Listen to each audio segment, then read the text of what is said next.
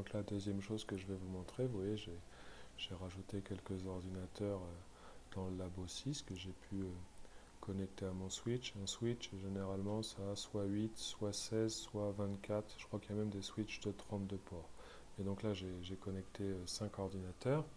Alors, je les ai juste renommés PC3, PC4, PC5, mais tout de suite, il y a un truc qui est assez pénible avec l'adressage IP si on doit le faire en manuel. Parce que là, il faudrait que je passe sur tous les postes, retoucher l'adresse IP. Donc justement, ce qu'on va faire, on va utiliser ce qu'on appelle un ordinateur qui va faire un service DHCP. Donc Dynamic Host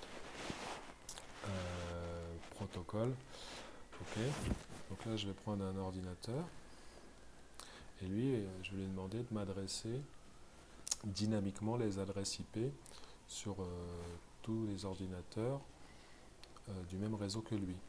Donc là, par exemple, je vais l'appeler serveur DHCP, Dynamic Host, j'ai oublié le nom du C, mais ça me reviendra. D'accord. Voilà, alors lui, je vais lui mettre une adresse IP en 10.10.0.1. C'est pour ça que le premier ordinateur tout à l'heure, je l'avais appelé en .0.2. Le masque de sous-réseau, je vais mettre comme ça, 255.255.0.0 pour que l'adresse réseau soit 10.10. Je vais faire configuration du serveur DHCP. Alors bien sûr, lui, c'est très rare que l'adresse du serveur DHCP, on la mette en dynamique. Généralement, justement, elle, ça sera une IP statique. Par contre, toutes les autres adresses des ordinateurs qui sont connectés au même réseau, je vais donc dire que, par exemple, il me met des adresses, il attribue des adresses, par exemple, de 10.10.0.20 à 10.10.0.40, par exemple. Le masque de sous-réseau, c'est 255.255.00. Ces paramètres-là, on verra après. Et je vais faire activer le serveur DHCP. Donc, je fais OK. Et la seule chose que j'ai à faire sur tous mes postes maintenant, c'est de cliquer. Donc ça, c'est quelque chose qui généralement est par défaut sur les postes clients. Par défaut, le DHCP est activé. Donc ça, par contre, il faut que je l'active sur tous les postes.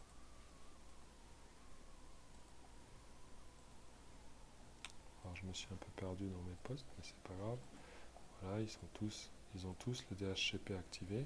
Et vous voyez que au niveau de l'adressage statique, c'est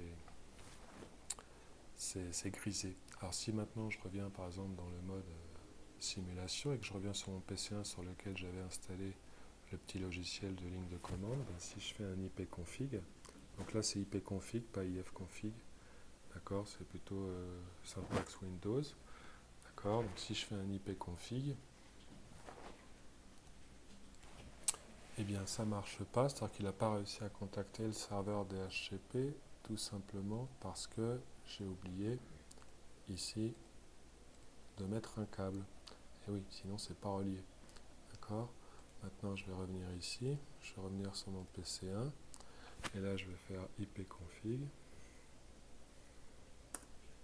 Et là, il a bien contacté le serveur DHCP, ça au moins il rentre sur le réseau, ça va taper sur le serveur DHCP parce que le service est activé, le serveur DHCP attribue une adresse dynamique à l'ordinateur. D'accord. Et on peut par exemple aller voir, je vais faire par exemple sur le PC2, là je vais installer le logiciel de ligne de commande, d'accord, et là je vais faire un ipconfig, lui il est en 10.10.0.21, mais il aurait pu être en 10.10.0.38, hein. Ça c'est le serveur DHCP qui décide dans la plage qui lui a été allouée pour les adresses dynamiques, parce qu'au niveau du serveur DHCP, vous pouvez paramétrer, je vous le montrerai tout à l'heure, une plage d'adresse qui elle sera dynamique et qui sera faite pour les ordinateurs qui ont décidé d'avoir leur IP en DHCP, et puis on peut paramétrer quelques ordinateurs en IP fixe, par exemple des serveurs de nom de domaine ou ce genre de choses. On fera ça tout à l'heure. Là, si vous faites un ping sur le PC1, ben ça ping. D'accord.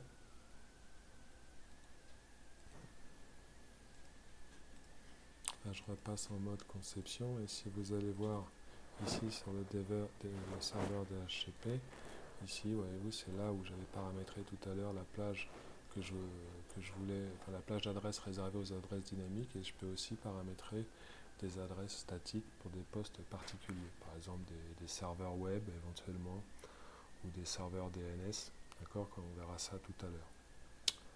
Voilà pour le serveur DHCP. Donc le serveur DHCP c'est pratique si vous voulez, parce que pour deux raisons. La première, c'est que ça demande très peu de manipulation de l'administrateur système sur les postes clients, là, PC1, PC2, PC3, PC4, PC5, parce que généralement le DHCP est activé par défaut, et j'ai que à paramétrer un serveur DHCP avec la même ID réseau que les postes clients, et après tout se fait tout seul.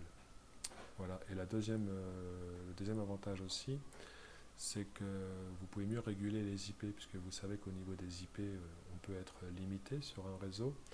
Et le serveur DHCP, lui, un ordinateur qui n'est pas connecté sur le réseau, il peut éventuellement redistribuer l'IP qu'il avait à un autre ordinateur qui veut se connecter. Alors que si vous avez des IP statiques, c'est pas possible, les IP sont prises.